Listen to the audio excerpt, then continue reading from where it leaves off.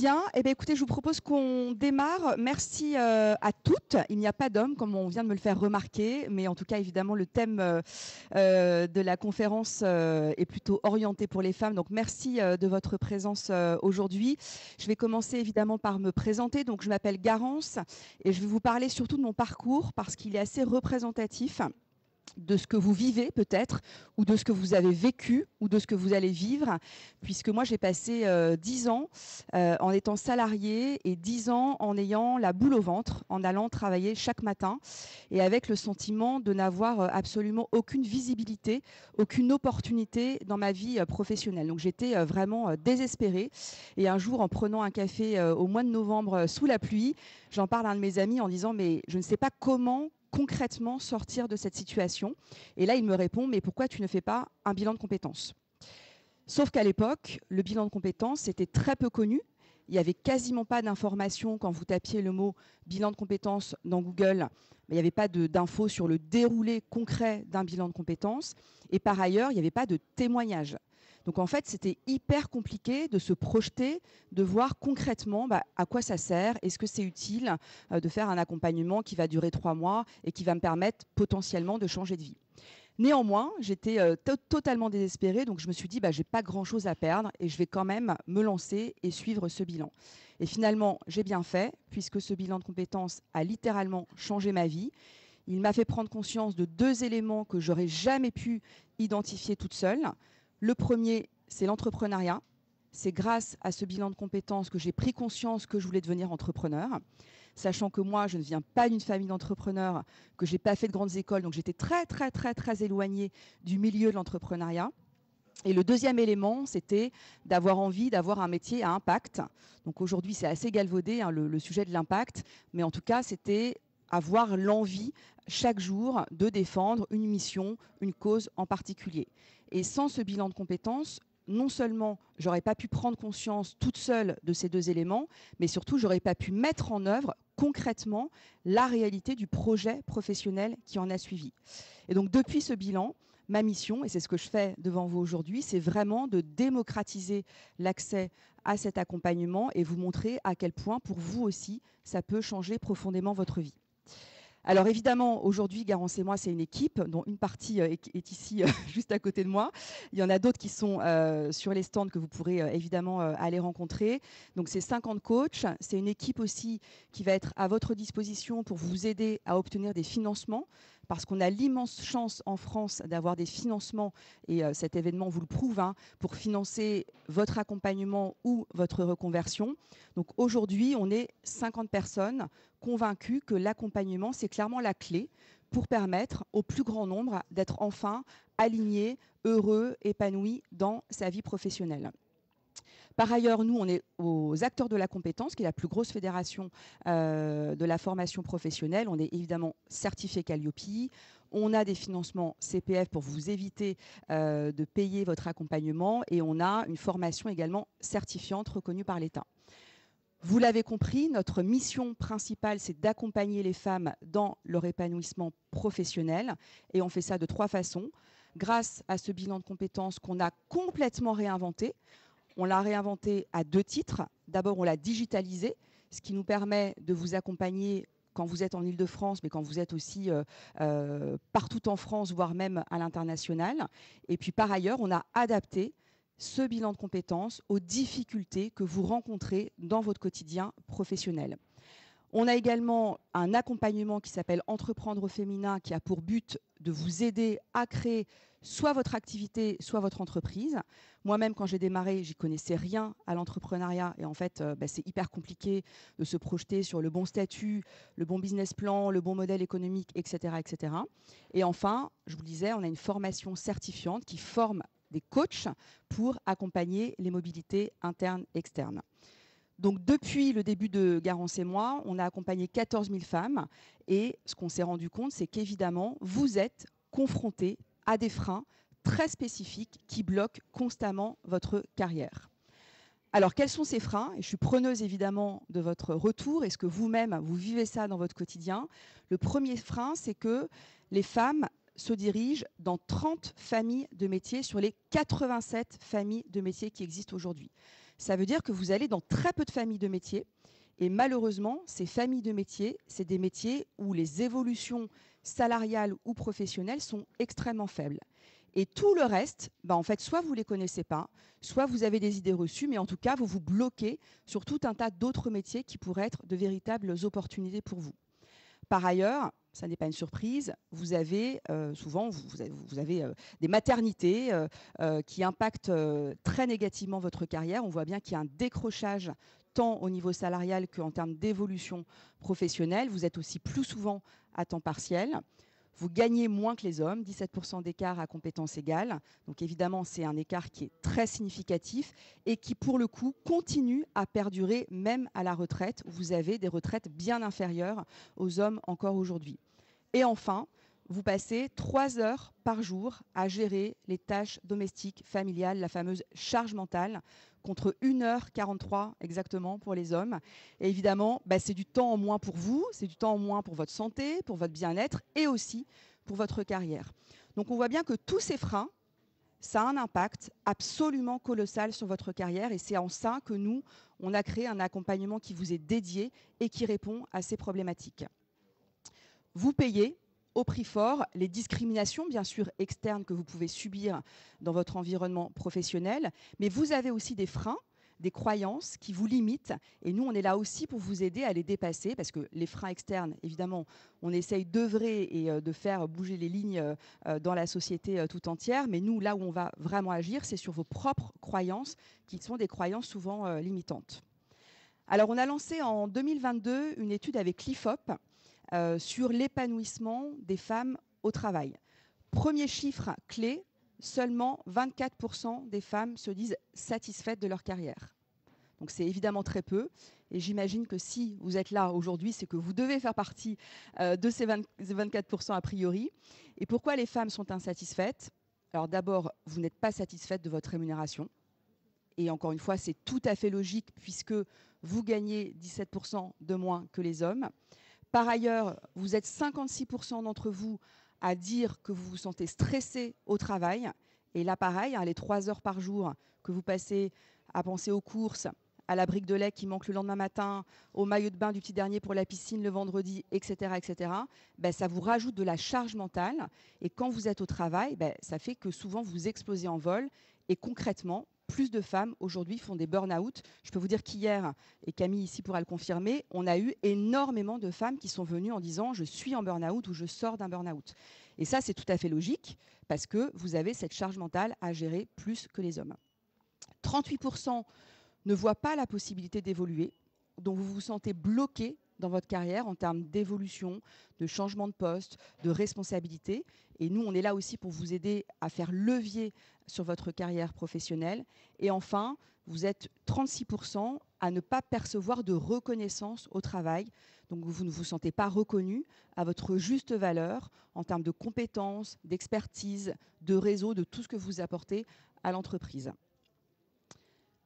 Dans ce cadre-là, ce n'est pas étonnant que vous êtes plus de la moitié, 57% d'entre vous, à vouloir vous reconvertir.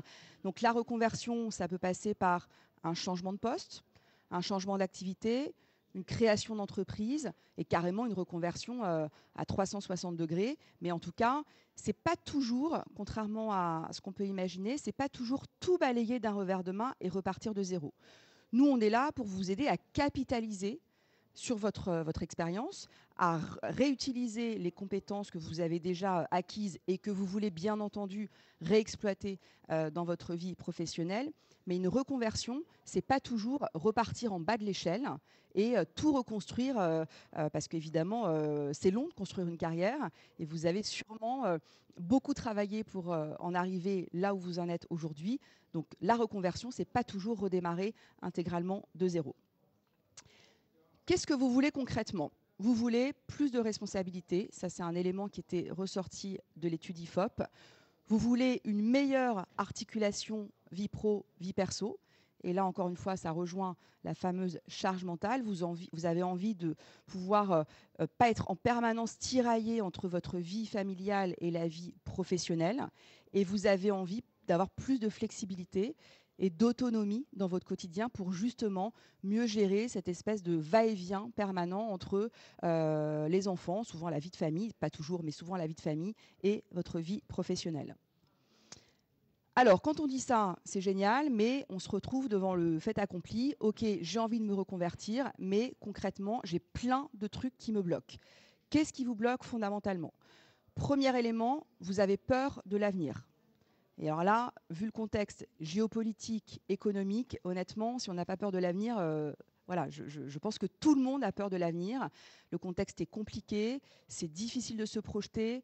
Le marché du travail évolue de manière colossale avec la transition écologique, l'arrivée de l'intelligence artificielle. Donc c'est très compliqué de se repérer sur comment va évoluer le marché du travail et même de manière générale l'économie à horizon 6 mois, 1 an, 5 ans. Donc ça, c'est un truc qui vous fait vraiment peur.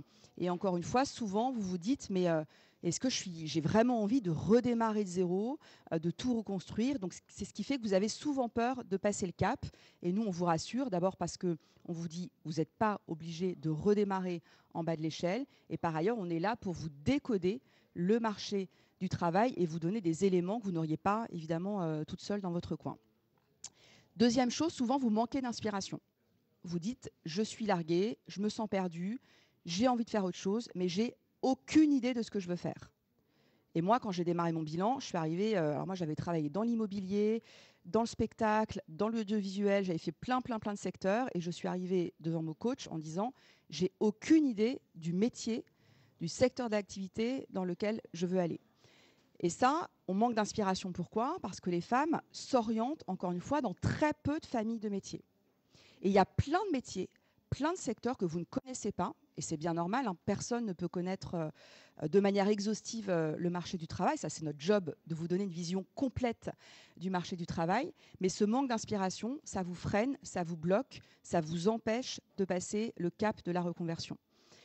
Je vous donne une petite anecdote. On a accompagné une factrice. Donc voilà, métier évidemment plutôt en voie de disparition parce qu'on envoie évidemment de moins en moins de courriers.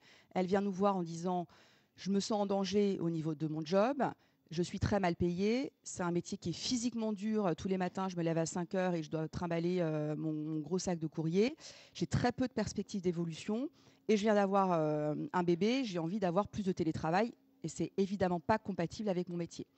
Elle a démarré son bilan en n'ayant aucune idée de ce qu'elle voulait faire. Elle est repartie du bilan en ayant été embauchée avant même la fin de sa formation.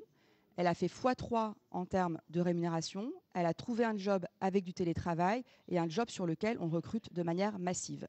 Ce job, c'est quoi? Elle est devenue développeuse web. Et quand elle a démarré ce bilan, elle n'avait aucune idée de ce que c'était que les métiers du digital. Donc vous voyez qu'en venant nous voir, on lui a ouvert une porte, on l'a inspirée. Donc on a dépassé ce frein qui était j'ai envie de changer, mais je ne sais pas du tout dans quel secteur d'activité. Et grâce à ça, elle a fait un bond professionnel qu'elle n'aurait jamais pu faire, évidemment, toute seule. Et enfin, vous avez peur de manquer d'argent. Et là encore, ce n'est pas une vue de l'esprit, hein, ce n'est pas une croyance limitante, puisque vous gagnez effectivement, concrètement, malheureusement, moins que les hommes. Mais cette peur de manquer d'argent, ça vous freine, ça vous empêche de passer ce cap de la reconversion. Donc sachez que nous, quand il y a un sujet financier, et dans l'immense majorité des cas, évidemment, le sujet du salaire est un sujet important, on tient compte de cet élément. Si vous dites, moi j'ai besoin de gagner 35 000 euros brut annuel, 40 000 euros brut annuel, peu importe, et que c'est une donnée qui ne peut pas bouger parce que c'est votre minimum vital pour payer votre loyer, vos charges, etc., on met ça comme critère prioritaire dans votre reconversion. Et c'est le critère sur lequel on ne pourra pas déroger parce que pour vous, c'est une priorité absolue. Et le but de notre accompagnement, c'est bien sûr que vous ne dégradiez pas votre niveau de vie. Ça n'a aucun intérêt. Sauf si vous devez baisser votre niveau de vie parce que pendant 1 an, vous êtes en formation ou vous faites quelque chose qui va vous permettre, en revanche, de gagner mieux votre vie à l'issue de la formation.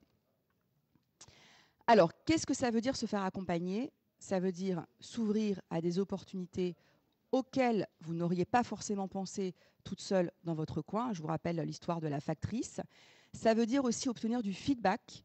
Et ça, c'est hyper important parce que souvent, quand on est un peu perdu, toute seule dans son coin, on a beaucoup de mal à identifier quelles sont nos compétences, quelle est notre valeur ajoutée, quelle est notre expertise. On a du mal à s'évaluer par rapport au marché du travail.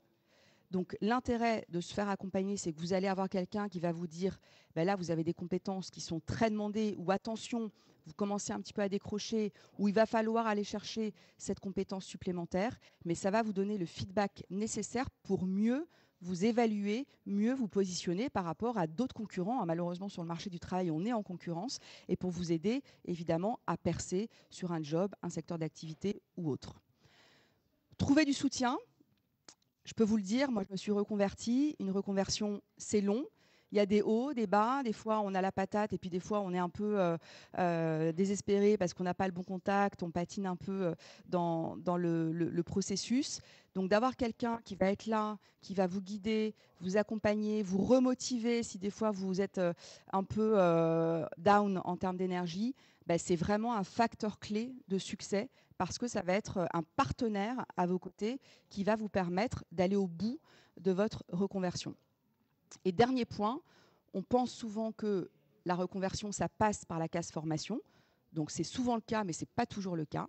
Et quand c'est le cas, et que vous devez trouver la bonne formation, là, vous êtes souvent largué. Et je pense qu'ici, vous devez vous dire, en fait, il y a tellement d'organismes de formation, tellement de formations. Comment, pardon, je ne vous regarde pas au premier rang, mais voilà, je décale un peu. Comment je trouve la bonne formation qui va être pertinente, etc., etc. Donc, c'est hyper compliqué de décoder, finalement, la bonne formation pour soi. Et qu'est-ce que c'est qu'une bonne formation ? C'est une formation qui va vous aider à déployer votre projet professionnel, mais c'est aussi une formation qui va être reconnue sur votre marché. Combien de fois, nous, on a des femmes qui viennent nous voir en bilan de compétences en disant « j'ai fait 1 an de formation qui leur a coûté du temps, de l'énergie, de l'argent » et qui nous disent « mais en fait, personne ne connaît cette formation ». Et là, c'est une catastrophe parce qu'elles arrivent totalement désespérées. Il faut tout recommencer à zéro. Donc attention, la formation, c'est crucial, mais le choix que vous faites, il est crucial aussi. Donc nous, on est là pour non seulement vous décoder ce marché qui est quand même un marché relativement complexe, et on est là pour vous dire que cette formation va être adaptée pour le projet, mais aussi elle sera reconnue quand vous allez commencer à toquer aux portes face à un N+1, un recruteur, un chasseur de tête ou autre. Alors, l'objectif du bilan, c'est quoi? Pour vous la faire courte, c'est de vous redonner l'occasion de rêver, tout en ayant une connexion à la réalité professionnelle. Souvent, les femmes, elles se mettent un peu tout en bas de la to-do list. Hein, on raye à la to-do du mari, du conjoint, des enfants, des machins, des grands-parents, etc. Les femmes sont plus aidantes aussi, hein, je le rappelle, que les hommes. Donc, c'est vous aussi qui gérez les parents parfois vieillissants. Et donc, vous êtes tout en bas, tout en bas, tout en bas, tout en bas. Et évidemment, autant vous dire que vous ne vous cochez jamais dans la to-do list. Et donc, la conséquence de ça, c'est quoi? C'est que vous perdez pied avec vos aspirations, avec vos désirs, avec des choses qui vous animent profondément. Et nous, le but, c'est vraiment de vous reconnecter avec ce qui vous fait vibrer, avec ce qui vous donne envie de vous lever chaque matin, avec ce qui vous donne la patate, avec ce qui vous donne l'énergie pour aller travailler tous les matins. Mais néanmoins, ça ne peut pas marcher de rêver si on ne connecte pas, si on n'implante pas votre projet professionnel dans la réalité du marché du travail. Donc nous, on est là pour s'assurer que ce projet, il est connecté avec vos aspirations profondes, mais aussi avec le marché du travail, qui, je vous le rappelle, est un marché qui est très complexe, qui bouge beaucoup. Et donc, c'est très compliqué quand on est seul de savoir, en effet, comment ce marché du travail se comporte et comment il va évoluer dans les années qui viennent. Concrètement, pour rentrer un peu dans le vif du sujet, l'accompagnement, c'est quoi? C'est une première étape pour vous préparer au changement. Le but, c'est vraiment de vous aider à vous mettre dans la bonne énergie pour que vous puissiez retrouver le plaisir de vous projeter. Deuxième étape, on fait le point sur qui vous êtes en termes de personnalité, quelles sont vos valeurs, quels sont vos critères. Donc, on parlait de critères de rémunération, mais ça peut être aussi la distance entre votre lieu de travail et votre domicile. Hein. Pour celles qui habitent loin, des fois, de faire 2 heures de RER par jour, ça devient intenable. Donc ça peut rentrer dans vos critères de choix de diminuer par exemple votre temps de transport, mais c'est aussi à mieux connaître votre mode de fonctionnement, à mieux connaître l'environnement de travail dans lequel vous allez vous épanouir. Est-ce que c'est une petite entreprise, une grosse entreprise? Il y a plein de critères qu'on va balayer avec vous et on va vous aider à les hiérarchiser pour savoir ceux qui sont absolument fondamentaux. On va faire le point sur vos compétences et ça c'est un problème vraiment typiquement féminin. Vous avez rarement conscience de vos connaissances, de vos compétences. Et quand vous en avez conscience, vous ne savez pas les communiquer. Donc nous, on est là pour vous aider à identifier vos compétences, mais aussi, surtout, à les communiquer de manière impactante pour vous valoriser, encore une fois, face à quelqu'un qui va vous évaluer. Et enfin, on va terminer sur votre projet. Le but du bilan de compétences, c'est de repartir avec un projet concret et avec un plan d'action. Donc vous repartez avec une synthèse qui va vous expliquer le projet qu'on aura défini ensemble et un plan d'action, court terme, moyen terme, long terme, de manière à ce que vous soyez sereine quand vous terminiez votre bilan de compétences pour dérouler votre projet étape par étape. Et si besoin, on vous revoit 6 mois après le bilan de compétences pour faire le point et voir est-ce que tout s'est bien passé et on sera évidemment hyper content d'avoir de vos nouvelles, ou est-ce qu'il y a eu un petit élément qu'il va falloir ajuster. Par exemple, je ne sais pas, vous tombez enceinte, vous êtes confronté à une maladie, vous avez un décès, vous devez déménager. Il y a tout un tas d'événements de la vie personnelle qui peuvent impacter votre projet.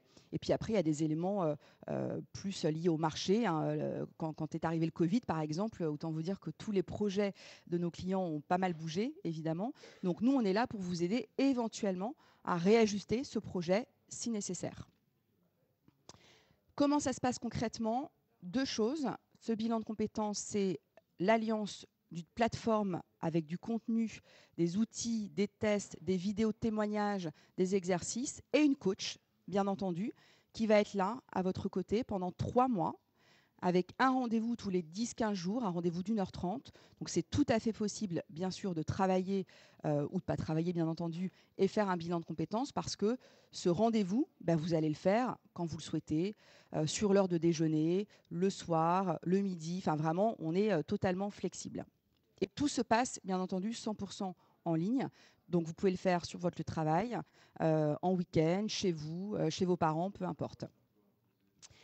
Concrètement, le résultat de ce bilan de compétences, 75% des femmes qu'on a accompagnées ont pris des initiatives positives, donc une formation, une reconversion, une mobilité professionnelle, montée d'un échelon dans l'entreprise, mais en tout cas, elles ont vécu un événement significatif dans leur carrière. 48% d'entre elles se déclarent satisfaites de l'articulation vie pro, vie perso, contre 19% avant.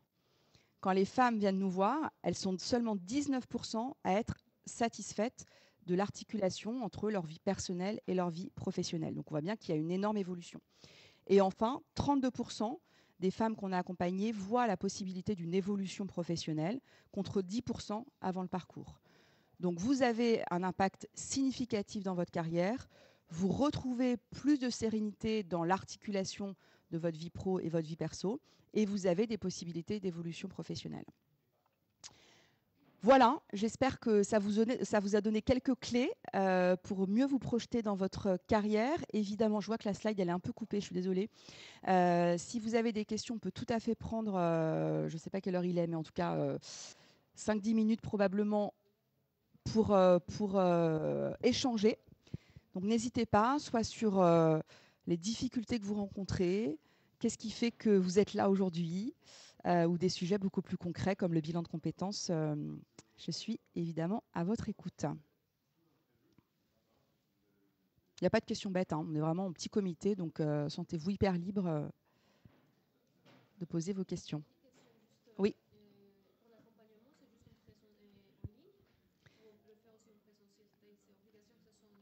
Absolument. Alors, il y a une question de Madame au premier rang qui demande si c'est obligatoirement en ligne. Oui, chez nous, c'est obligatoirement en ligne.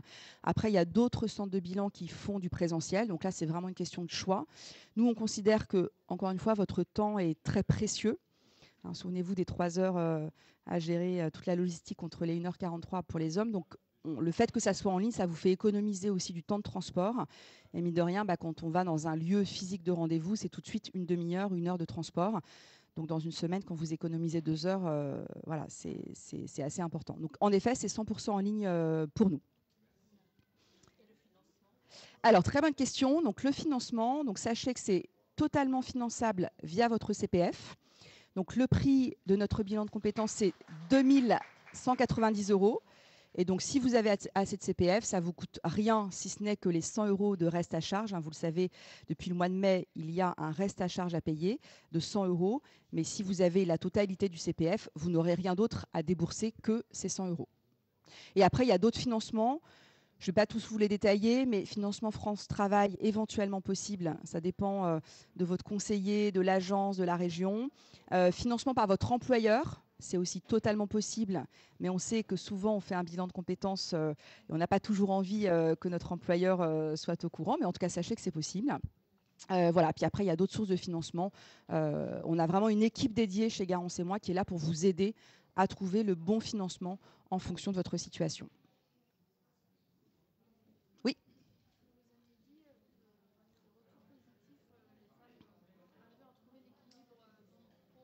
Ouais. Ouais. Alors, c'est une très bonne question. Donc, madame pose la question de comment on vous aide concrètement à mieux gérer votre vie pro, votre vie perso. Donc, déjà, il y a le choix du projet. Ça passe d'abord avant tout par le choix du projet. Et le projet, c'est encore une fois, ça peut être juste trouver un projet ou une entreprise qui va être plus proche de votre domicile. Donc, quand vous économisez 1 heure par jour de transport, ça vous permet de mieux gérer votre articulation vie pro, vie perso. Et puis après, il y a tout un tas de sujets qui est comment mieux répartir la charge mentale, comment mieux vous organiser au quotidien, comment mieux prioriser vos tâches professionnelles mais aussi personnelles. Donc, on a des masterclass dans la plateforme de bilan qui vous aident à mieux gérer cette articulation vie pro, vie perso, à faire des arbitrages un peu différents pour pouvoir être plus sereine, surtout dans une période de sa vie où on a alors soit des enfants en bas âge, soit des enfants un peu plus grands, mais où on a cette espèce de tunnel où on est constamment tiraillé entre sa vie pro et sa vie perso.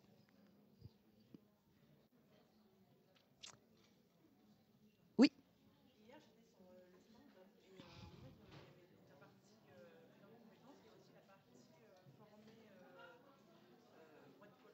Oui. Alors absolument, on a une formation qui s'appelle Accompagner les transitions professionnelles, qui est une formation reconnue par l'État et qui forme et certifie des professionnels de l'accompagnement. Donc ça vous permet de vous former si vous-même, vous avez envie par exemple de faire du bilan de compétences ou des dispositifs ou du CEP. Vous avez vu qu'il y a évidemment le stand du CEP. Donc c'est vraiment une formation qui forme des professionnels de l'accompagnement. C'est une formation 100% en ligne, avec bien sûr des équipes pédagogiques chez nous. Absolument, finançable via le CPF également. Donc c'est plus une niche, mais on forme à peu près 400 personnes par an et donc des personnes qui vont elles-mêmes faire de l'accompagnement à l'issue de la formation. Elle est à 3 750 €. Finançable via le CPF également.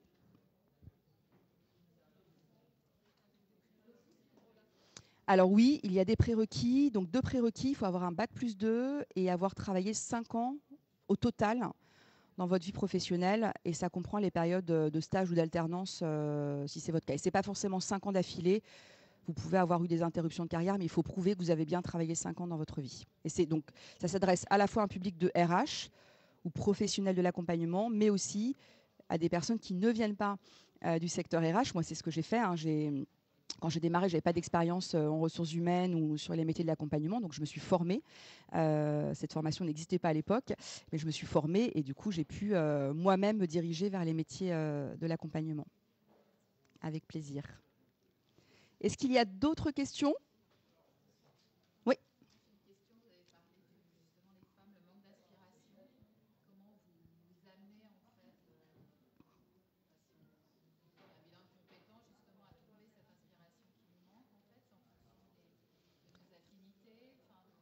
Alors, on a des tests pour ça. Donc, bien sûr, on travaille avec vous. On a des entretiens avec vous pour comprendre, en effet, quelles sont vos aspirations, vos affinités, tout ce qui vous fait un peu vibrer, mais y compris dans votre vie personnelle. Des fois, on trouve un élément dans votre vie perso et puis on déroule le fil et on se rend compte que ça peut se transformer en un projet professionnel. Donc, on travaille avec vous sur vos aspirations.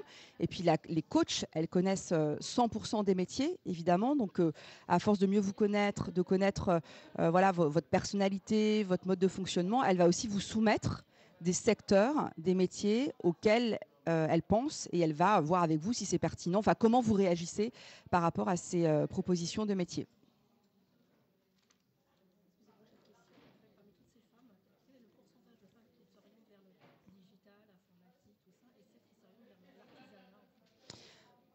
Alors, madame pose la question du pourcentage des femmes qui s'orientent vers le digital ou vers l'artisanat. Alors, honnêtement, je n'en sais rien.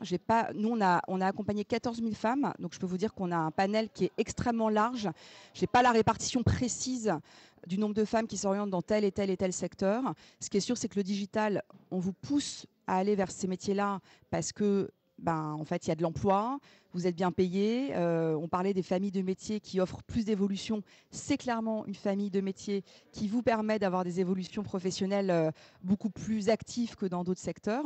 Mais il y a plein d'autres secteurs, c'est le cas aussi. Donc je n'ai pas de statistiques précises là à date, mais on pourra vous donner ça si ça vous intéresse de creuser le sujet. Je vous en prie. Une autre question ? Non ? Écoutez, merci beaucoup pour votre attention. J'espère que ça vous a été utile et on est à votre disposition sur le stand Garance et moi si vous voulez des infos ou même prendre rendez-vous avec nous. Vous êtes les bienvenus et puis je peux prendre un petit moment off si vous voulez venir me parler, ça sera avec plaisir. Merci beaucoup à toutes. Et n'oubliez pas de rendre vos micros, sinon je vais me faire taper sur les doigts. Les casques, pardon.